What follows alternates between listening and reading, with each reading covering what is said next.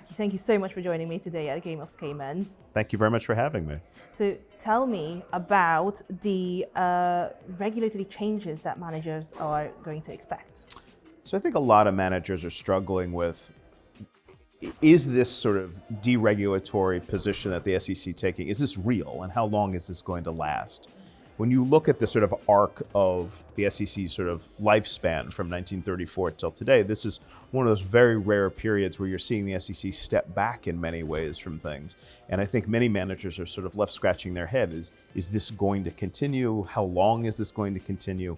And I think most managers are looking at us and saying, November of 26 is coming and November of 28 is coming. And the high likelihood is that we'll see the pendulum swing back toward a more conventional or a more historically consistent position from the SEC. And so I think the challenges that managers are dealing with is, this seems like a very strange period in the regulatory history of the United States. And how does one manage that over the course of, call it, the next 9 months to the next maybe 24 months until we'll see some return more to normalcy maybe.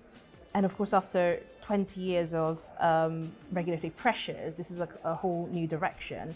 So what do you think will be the blind spots for quant and digital asset managers? You're absolutely right that from the Great Recession and the Dodd-Frank era that spawned, you have seen probably for the last 17, 18 years, this sort of migration upward of a constant new thing, it seems like, every year. And not just in the United States, but globally, there seemed to be a race to just add more reporting and more infrastructure and more requirements. I think the challenge that you're running into today is that the technology is evolving so quickly and is moving ahead so fast that it's very hard for managers to keep up across a range of different things. So for example, how much, when people talk about AI or cloud computing or some of these tools, do their offering materials and their ADV and their internal policies and procedures, are they keeping pace? And you have both sides of the problem. You have some managers that are over-promising. They're saying they're using these tools in a way that maybe they're not actually using them. And then other situations where they're being used much more deeply than maybe investors understand, or maybe even the manager understands. And so you get, in these periods of sort of explosions of technology, you have breakages that start to develop between what's actually happening inside the firm, how is that being conveyed to investors, how's that being monitored from a policies and procedures perspective inside the manager, and those things can get out of joint very, very quickly. And so I think managers, particularly digital asset managers as well as quantitative managers, are struggling with how do they make those connections stay strong, that they actually are reflecting reality inside their firm and not an aspirational outcome or maybe underplaying how much they're relying on these tools. And so I think that's what you're really sort of running into in a lot of cases. So from the regulator's perspective, the crypto market infrastructure, how do they understand that? What are the gaps there? So I think there's a lot of pressure for politicians, particularly in the United States, to come out saying they're pro-crypto. Right?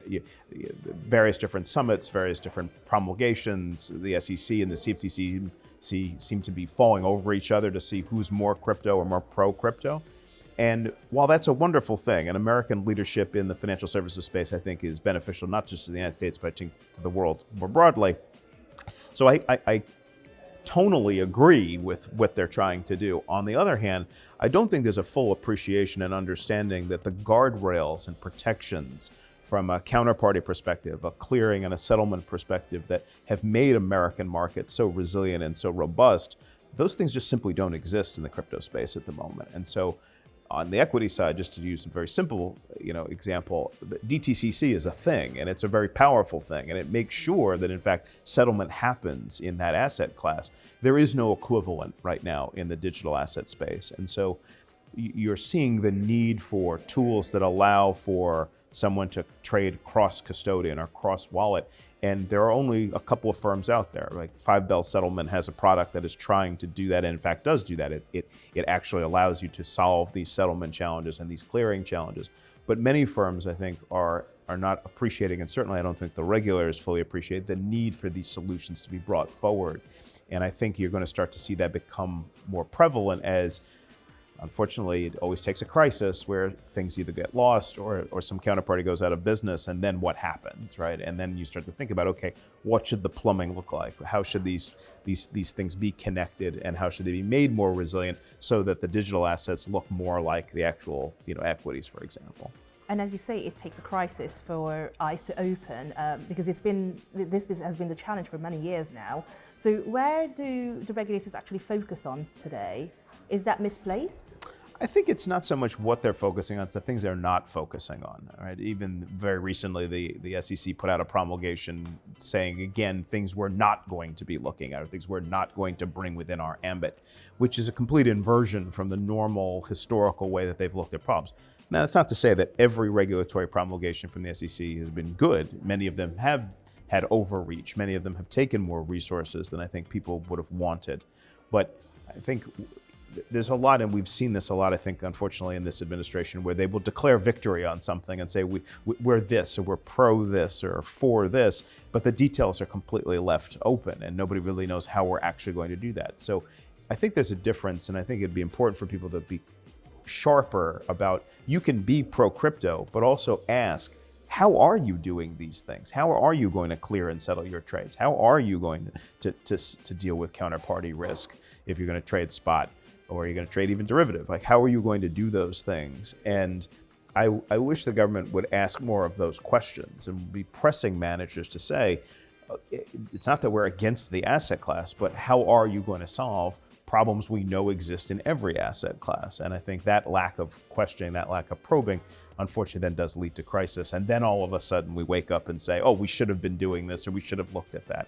And so you get these sort of, again, very strong swings of the pendulum that are not terribly helpful.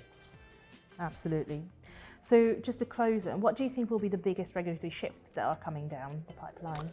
I think that it's clear that whether you're talking about tokenization or you're talking about digital assets more broadly, just Bitcoin at its most simple, these things are going to happen, right? The march of technology, it's very difficult to put the genie back in the bottle. And I don't think we should try to put the genie back in the bottle. We should embrace the fact that the world evolves, and we should be comfortable understanding that that's what makes markets great, right? We are discovering new value, and we are discovering ways to allow people to deploy capital. But I think that the problems that we have solved historically, those problems are going to arise again in whatever new asset class you create, and you've got to solve them.